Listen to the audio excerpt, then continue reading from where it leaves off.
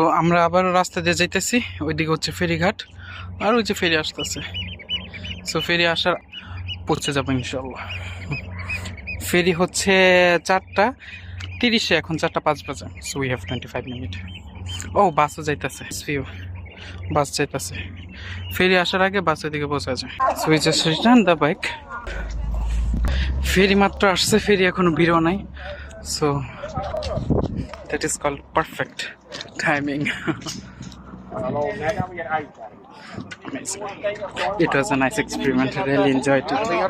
It was something very unique, new.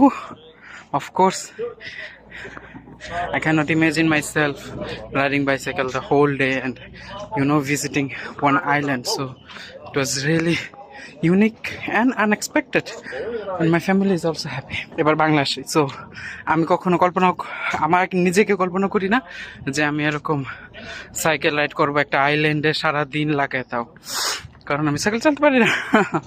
আর এখন চালাতে পারি মানে একদম অনেকটা। তারপর অফকোর্স আমি ইউরোপে করতে পারবো, বাংলাদেশে না। কারণ এদিক থেকে ওদিক থেকে, কারণ যখনই লোক আসে, ট্রাফিক আসে, আমি কনফিউজ হয়ে যাই, ঘাবড়ে যাই, নার্ভাস হয়ে যাই।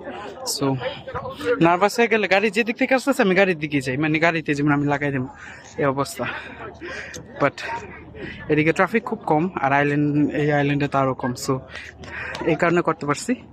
বাট এখন পায়ের অবস্থা খারাপ, রান আমার শেষ। একবার রক টান দিছে, আমি বসেছিলাম একটু। বাট সাইকেল দাঁড়াইলে রক টান দেয়, সাইকেল চালাইলে রক টান দেয় না, এরকম অবস্থা। আর বারবার আমার দাঁড়া করাইতেছিল যে দেখ এটা কি, দেখো এটা কি, আর বারবার আমার রকে টান দিতেছিল। বাট না, আমি ওকে। আর ফেরি থেকে নাইমা বাড়ি যাইতে প্রায় 400 মিটারের উপর, 4 থেকে 500 মিটার। ওখানে হাইটে গেলে ঠিক হয়ে যাবে পাবো।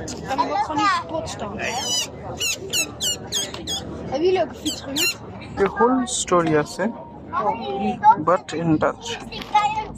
এটা হচ্ছে ফেরি রট্টাম, আর এদিকে স্মল স্ট্যাচু আমার হাতের সাইজের, বাট ক্ষয় হয়ে গেছে অনেকটা।